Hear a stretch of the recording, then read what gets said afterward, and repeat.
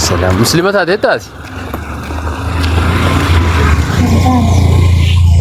ها تاني جدي إسلام ما كيسس برچان جرا ما شاء الله قرأ إسلام ما روحوا رامو يا ربي رب سي أغرقا رب سي فالافسو أبشر والله بريتشي بردو ماشي وان أسرت اللي وان براتشو برباتشسو وان غافي ستة وغافتو تي بردو يو براتي جت غاري دا إسلام ما كيسد نمني كيني فارفمو كيني بقى قبو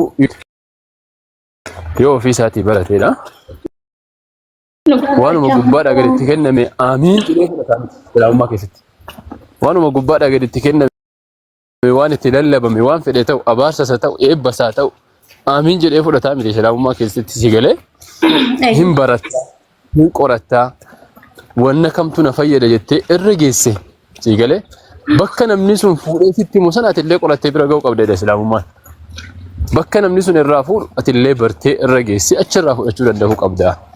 dhuga kan maddaan baafachaa jira malee maal jennaani jarjartuu re'een hortee Oromoon waan hundaa imoonis irra tokko jechuudha qaraana kana jechuudha sun amantii kana qabatin sirriitti gimmaasha biyaansi fixuullee waa dhaba tokko waan gaafii namatti tokko keessa baraddeen jedhan yaadaara inshallah. Nuyyuu kabarnoota isaa keessa waggaa naannoo 14 yoo turre hin fixneetiin dhumu. Ijoon santaan jechuun ga'aan tura akkas gaafii amantaa beektaa islaamummaan maal akka ta'e bakka kanuma kanaan jechuun hubachuu fi kanadhuma allaha maalu barachuun badaa miti isa. Ishi Hamza si godheera foloo baakii si godheera maasha Allah bareedaadha maaliif namni yoo amma calliseetu osoo beekumsa hin qabaatin osoo hubannoo hin qabaatin yoo ka'e islaamummaa qabatee baay'ee fudhatama hin qabu. Beekumsa malallee yoo dhufee taa'e fudhatama hin qabu. Namni yoo baratee dhufee irra of fayyada. Islaamummaa illee fayyada namni. Kanaafuu barachuu kee baay'ee deeggarraa jabaadhu waaqayyo si haa gargaaru. Jabaadhu inshaallah ilma namaa ilma dhiiraa ka qaama saalaa qabu kana waaqessuu jala rabbi najaa si haa baasu ka haadha qabu ka arma hodhee guddate daa'ima akkasii waaqessuu jala rabbi najaa si haa baasu yeroo gabaabaa keessi. Si kenneen mura biratti gasi haa dhaabu. Waa tokko dubbachuuf kan turan jettu. Gaaffii qabda ammaa? Ani moo? Dubbadhu ishee dubbadhu. Laa. Adaan guyyaa kaleessaa jechuudha. Mana abdiillee wanta kadhatanaan turan seenne kaleecha seengaddas guyyaa kaleecha maqaa baay'ee na dabbaraa ture mataan badaa na dhukkubaa ture guyyaa. Sirriitti na dhukkubee dhugaa dubbachuuf. Hoo illee jira garuu buufanna hiddansee badaa na dhukkubee follaalee bishaan kan ijoollee jechuudha faarfannaan banatee nadhiina dhukkubee na keessatti ta'e. Achiin raayyaa 20 kan banadhe. Raayyaa 20 kan banadhe irraa ittiin nadhiisa. Achiin baay'een itti gammade. Akka rabbiin tokko nama fayyisu sirriitti amanu guyyaa har'aa jechuudha. Guyyaa kan warri jechuudha osoo amananii iyyuu osoo yaada yoo qabate yoo wanta irratti yaade san kuni haqa kuni karaadha jedhee kadhatee irratti yoo kan amane rabbiin siif hojjeta jechuudha. Yes wallahi siif hojjeta sirriitti silumaa ati amanuus baadhu kasi fayyisu dhukkuba fedherraa kasi fayyisu kasi jiraachisu waaqayyo tokkicha isa waa hunda danda'uudha inni immoo rabbi isa yesuusin illee uumeedha. Gonkumaa yesuus kiristoos nama illee fayyisuu hin danda'u humna isaatii uumaa tokko gochuu hin danda'u. Ofumaa isaatii macaafa keessatti illee dubbate quraana keessa immoo yoo dhufte kana caalaa bal'inaan agarta. Macaafa keessatti ani humna kootiin homaa gochuu hin danda'u. Ayyaada koo duukan bu'uu yaada isana ergee duukan bu'a malee. Gaafa illee waa tokko hojjechuudha jedhe raajiitu. Tokko hojjechuudha jedhe silaa raajii kana waaqayyo isaa kenne waan ta'eef salaama alaikum salaam. Raajii sana hojjechuudhaaf Yesuus Kiristoos waaqayyoon kadhata. Waaqayyo isa gaafa hojjetee ka'ellee waaqayyoon galateeffata. Fakkeenyaaf Alaazaariin fudhadhu ilaali. dinqii garaagaraa kana raajii garaagaraa kana waaqayyoo ergamtoota isaatii ni kenna. Fakkeenyaaf Museedhaa kenneera. Muka darbatee jennaan mukki bineensa hayawaana bofa kana ta'e mukki Musee erga. Bahara guddaa kana rukutee jennaan baharri guddaan kun gamaa gamanatti cite. Dandeettii du'a kaasuullee Iliyaas fa'aadhaa kennee jira waaqayyo. Sigalee Iyyaasuudhaallee kennee jira. Dandeettii du'a lafaa kaasuu. Kana Rabbiin nabiyyoota isaa yookaan raajota isaa yookaan ergamoota isaatii ni kenna.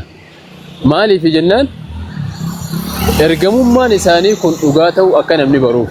Ergamummaan isaanii kun ergamummaa dhugaati. Waaqayyo isa waa hunda danda'utu isaan ergate jechuun akka namaa galuuf jecha dinqii kana raajota isaatii kenna Rabbi.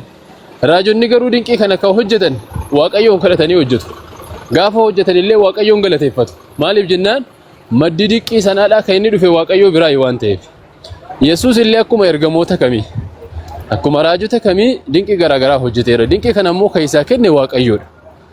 Fakkeenyaaf hojii ergamootaa boqonnaa 2 lakkoofsa 22 irratti Phexros maal jedhee waaqayyo harka Yesuus Kiristoos nama Naazireetii kana irratti dinqii garaagaraa hojjechuudhaan fudhatamaa isa taasiseera. Waaqayyootu harka Yesuus irratti dinqii kana hojjechaa jira. Harka Yesuusiin waaqayyoon dinqii hojjechaa jira. Dinqii du'aa kaasuu, dinqii dhukkubsataa fayyisuu waaqayyootu hojjechaa jira. Kanaaf ka Yesuus Kiristoos illee ofii isaatii ani humna kootiin homaa gochuu hin danda'u jedhe. Humna maaliitiin godha malee humna waaqayyootiin godha. Waan waaqayyoo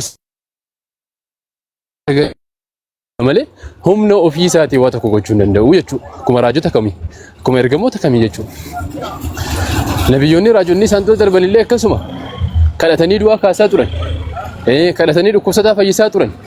Bahara guddaa kana rukutanii addaan kutaa turan. Kana hunda ka godhani maaliini? Dandeettii waaqayyootiin yookaan gargaarsa waaqayyootiin godhanii jechuudha. Yesuus illee kana hunda ka godhe gargaarsa waaqayyootiin godhe waan waaqa isa taasisu osoo hin taane waaqa kana isa dandeessise kana qorattee waan isa galateeffattuudha, waan gara isaa bichaatti deebituudha. Kanaaf ka Yesuus Kiristoos yeroo baay'ee waaqayyo isaa galateeffatuuf dandeettii gurguddaa kana waan waaqayyo isaa kenne jecha waaqayyo isaa galateeffata. Kanaaf waaqa isaa waaqessa. Kanaaf waaqa isaatiif sagadaa bula. Kanaaf waaqa isaa kana kadhataa bula Yesuus Kiristoos. Wangeela Luqaas boqonnaa 12 irratti Yesuus Kiristoos halkan guutuu gara gaaraatti ol ba'ee waaqayyoon kadhachaa bulee jedha.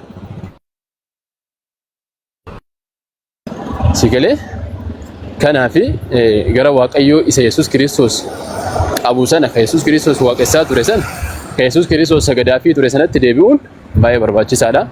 Kan nama fayyisullee ka dandeettii waa hundaa qabullee isuma sana tokkicha. Yesuus humna isaatiin waa gochuu hin danda'u. Homaa takka illee gochuu hin danda'u. Siluma Rabbiin immoo ofirra kaa'ee jira. Homaa min daabbatin fil ardi illaa ala Allaahi rizquhaa wa ya'lamu mustaqarrahaa wa mustawda'ahaa. Waan fedhe haa ta'u kaafiras haa ta'u muslimas haa ta'u waan lafa kanarra jiru jiraachisuu Rabbitu of qabee jira. Nyaata isaan razzaquu, dhukkubarraa isaan fayyisuu addunyaan kun guutuun kasaatii waan ta'eef hundumaa ni jiraachisa Rabbiin.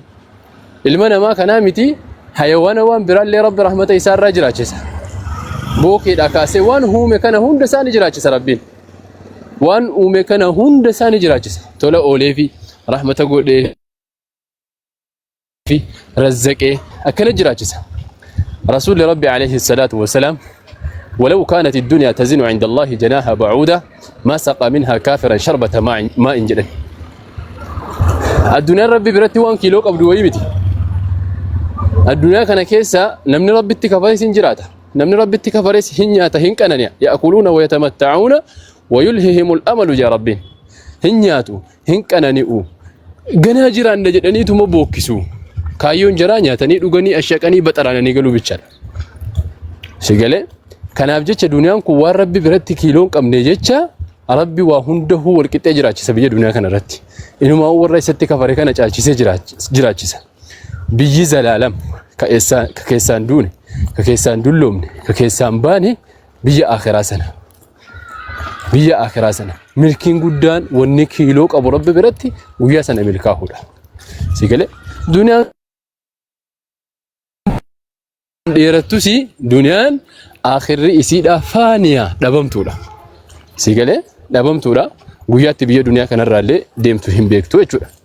أكسر إمام نقدان عالم نبيكا وإي نحن قوم مساكين أنتم أمة مسكينة جدي نأكل أرزاق الله رزق ربي نياتشاو لنوتي وان ربي نوقودي وان ربي نرزقي جريني ربي نوقودي كيس جراتشاو له ولا نعرف آجالنا وننتظر آجالنا وجاء ما كينيان بيكنو وانا الرنيا تاجر ركنا نيانو فركا فتنة فيهم فينين بيكنو قرو جلسنيتم وصوم بيكين نيانو نيتو متيني إيجنا ويا ساسو بين اللي سلاوان توكو كنافون تي أمة مسكينة أمة والرب نرزق يا أمة والرب سرزق نياتي وياك أتروسها موتاي إيجتو كهم بيكني أمة أكسيتي جده كنافي